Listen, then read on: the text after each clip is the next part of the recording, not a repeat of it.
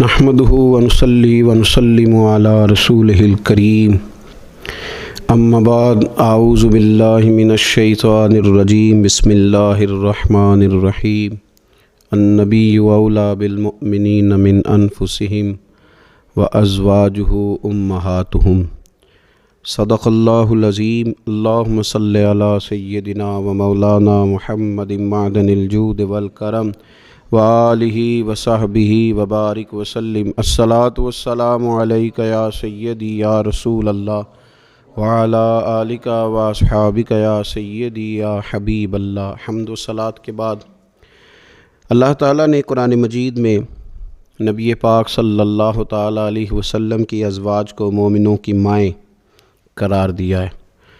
فرمایا النبی اولیٰ بالمؤمنین من انفسہم، فرمایا یہ نبی مومنوں کے ان کی جانوں سے بھی زیادہ قریب ہیں، وازواجہ امہاتہم، اور ان کی بیویاں ان کی مائیں ہیں۔ نبی پاک صلی اللہ تعالیٰ علیہ وسلم کے حرم محترم میں داخل ہونے والی ہر خاتون ہی بڑی شانوں والی ہے۔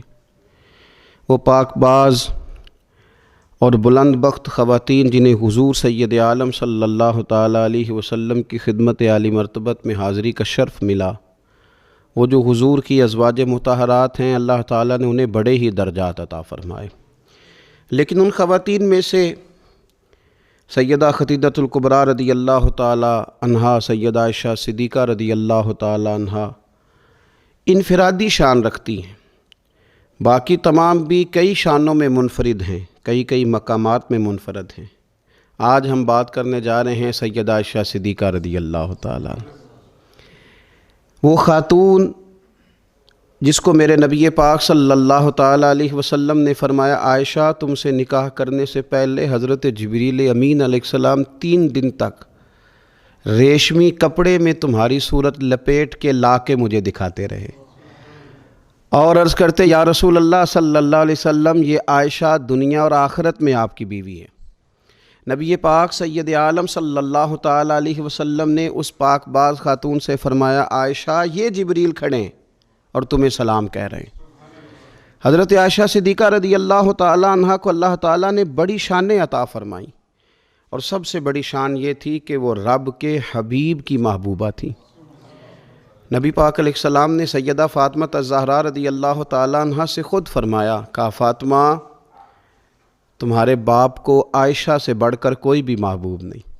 حضرت عائشہ صدیقہ رضی اللہ تعالیٰ عنہ کو اللہ تعالیٰ نے انفرادی عظمتوں سے نوازا، انفرادی شانوں سے نوازا، ان کو اللہ تعالیٰ نے بے شمار خصوصیات عطا فرمائی۔ حکیم الامت مفتی احمد یار خان صاحب نعیمی رحمۃ اللہ علیہ فرمایا کرتے تھے سیدہ عائشہ صدیقہ کے فضائل تو ریت کے ذروں سے بھی زیادہ ہیں، بارش کے قطروں سے بھی زیادہ ہیں، ان کے فضائل تو درختوں کے پتوں سے بھی زیادہ ہیں۔ اللہ تبارک و تعالیٰ نے انہیں بڑی عظمتوں سے شانوں سے نوازا۔ حضرت ابو موسیٰ اشعری رضی اللہ تعالیٰ عنہ فرماتے ہیں کہ نبی پاک علیہ السلام کے اصحاب کو اگر کسی دینی مسئلے میں اشکال ہوتا تھا تو وہ جا کے اپنا مسئلہ سیدہ عائشہ صدیقہ سے حل کروایا کرتے تھے۔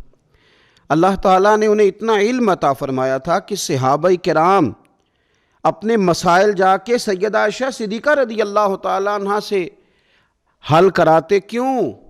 اس لیے کہ انہوں نے دین مدینے والے رسول سے لیا تھا، انہوں نے ڈائریکٹ حضور سے دین حاصل کیا تھا، فیض یاب ہوئیں۔ حضور سے جو کچھ انہوں نے حاصل کیا انہوں نے امت میں تقسیم کیا ہزاروں کی تعداد میں۔ حضرت عائشہ صدیقہ رضی اللہ تعالیٰ عنہ کی مرویات ہمارے سامنے موجود ہیں۔ حضرت حکیم الامت مفتی احمد یار خان صاحب رحمۃ اللہ علیہ فرماتے ہیں کہ از آدم تا ای دم یعنی جناب آدم علیہ السلام سے لے کر آج تک کائنات میں حضرت عائشہ صدیقہ رضی اللہ تعالیٰ عنہ سے بڑی عالمہ فاضلہ خاتون کوئی نہیں ہوئی۔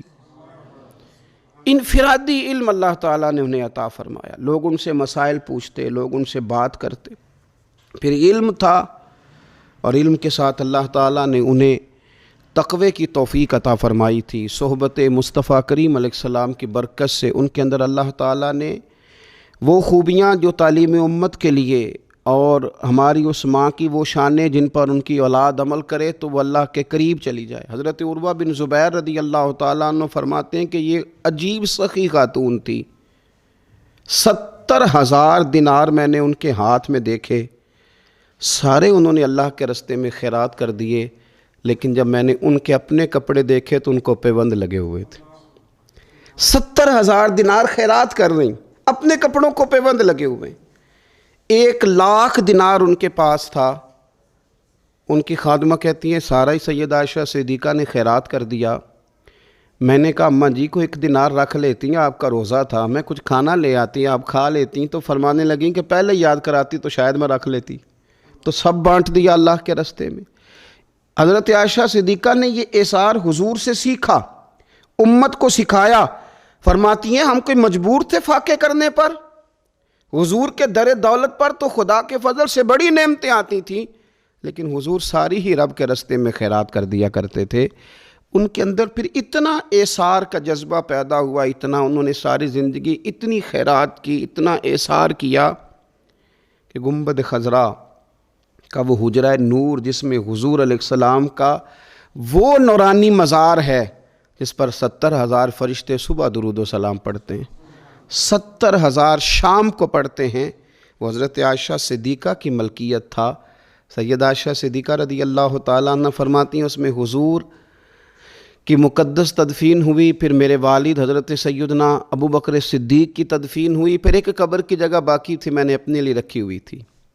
لیکن قربانی کا جذبہ ایسا تھا، اثار کا جذبہ ایسا تھا کہ جناب عمر کو زخم لگا، انہوں نے اپنے بیٹے کو بھیج کے کہا کہ اماں جی سے پوچھو میرا بھی دل کرتا ہے کہ میں حضور کے قدموں میں سیدنا صدیق اکبر کے پہلو میں لیٹ جاؤں۔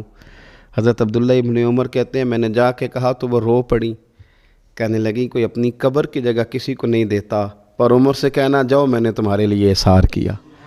اتنا جذبہ قربانی کا ان کی طبیعت میں پیدا ہوا، اور پردے کا یہ حال تھا۔ امت کی بیٹیوں کو انہوں نے با پردہ اور باوقار رہنے کا یہ انداز بتایا کہ سیدہ عائشہ صدیقہ فرماتی ہیں حضور سید عالم علیہ السلام میرے حجرے میں تدفین ہوئی، حضور کا وصال ہوا، وہیں دفن ہوئے تو میں بغیر پردے کے جاتی تھی، حضور میرے شوہر ہیں۔ اور پھر جب وہاں جناب صدیق اکبر کی قبر مبارک بنی تو وہ میرے والد تھے، میں بغیر پردے کے جاتی تھی۔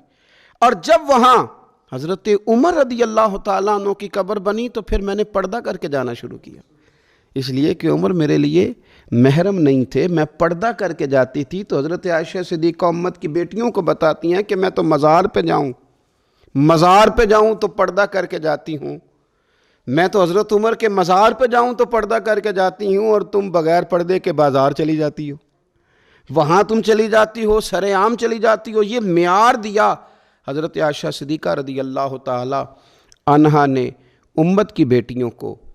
عبادت انہوں نے اس طرح کی، تقوی ان کا اس طرح کا تھا کہ آپ کے بھانجے فرماتے ہیں کہ ساری رات ہی وہ اللہ کی بارگاہ میں حاضر رہتی تھی، ساری رات ہی مصلی آباد رہتا تھا۔ پھر بھی ایک دفعہ حضور کی بارگاہ میں عرض کیا انہوں نے، یا رسول اللہ میری بخشش کی دعا کر دیں، میرے گناہوں کی معافی کی دعا کر دیں، یہ عاجزی ہے۔ تو نبی پاک علیہ السلام نے دعا کر دی، اے اللہ عائشہ کے ظاہری بھی معاف کر دے، باطنی بھی معاف کر دے، اگلے بھی معاف کر دے، پچھلے بھی معاف کر دے۔ اتنی خوش ہوئیں کہ مسکراتے مسکراتے حضور کی گود میں آ گئیں۔ صحیح ابن حبان میں موجود ہے کہ نبی پاک نے فرمایا عائشہ اس دعا پہ تو بڑی راضی ہوئی ہے نا؟ یا رسول اللہ میں بڑی راضی ہوئی ہوں۔ تو دیکھنا حضرت عائشہ صدیقہ کے صدقے امت پر کتنا کرم ہو رہا ہے۔ حضور نے فرمایا تو بڑی راضی ہوئی ہے نا یہ دعا سن کے کہ اللہ اس کے ظاہری بھی معاف کر دے، باطنی بھی معاف کر دے، اگلے بھی معاف کر دے، پچھلے بھی معاف۔ حضور میں بڑی راضی ہوئی ہوں۔ تو حضور فرمانے لگے مجھے اللہ کی عزت کی قسم میں یہ دعا اپنی ہر نماز میں اپنے ہر امتی کے لیے کیا کرتا ہوں۔ یہ ہمیں حضرت عائشہ صدیقہ کے صدقے یہ دعا نصیب ہو رہی ہے۔ غریبوں کا بھلا کر رہی ہیں سیدہ عائشہ صدیقہ، اپنی اولاد کا بھلا کر رہی ہیں، امت کا بھلا کر رہی ہیں۔ حضرت عائشہ صدیقہ رضی اللہ تعالیٰ عنہ سخت گرمی میں بھی عرفہ کے دن کا روزہ رکھا ہوا تھا، اپنے اوپر پانی چھڑک رہی تھیں۔ تو کسی نے کہا اماں جی اس گرمی میں روزہ رکھنے کی اور نفلی روزہ رکھنے کی کیا ضرورت تھی؟ تو آپ فرمانے لگی تمہیں پتہ ہے حضور نے فرمایا جو عرفہ کے دن کا روزہ رکھے گا اس کے سارے سال کے گناہ معاف کر دیے جائیں گے۔ تھوڑی دشواری ہوئی تو کیا ہوا؟ اس کیفیت کے ساتھ حضرت عائشہ صدیقہ رضی اللہ تعالیٰ عنہ کو اللہ تبارک و تعالیٰ نے شانیں عطا فرمائیں، عظمتوں سے نوازا، ان کو اللہ نے بڑی بلندیوں سے نوازا۔ حضرت عائشہ صدیقہ رضی اللہ تعالیٰ عنہ نا بطور ناز کے فرمایا کرتی تھیں، کہتی تھی 10 خوبیاں لوگوں مجھے وہ ملی ہیں جو میرے علاوہ کسی حضور کی زوجہ کو نہیں ملی۔ سب کی الگ الگ خصوصیات ہیں نا، سب کی الگ الگ شانیں، انفرادیت ہے۔ فرماتی تھی 10 چیزیں مجھے ایسی ملی ہیں جو میرے علاوہ کسی کو نہیں ملی۔ اماں جی وہ کون سی؟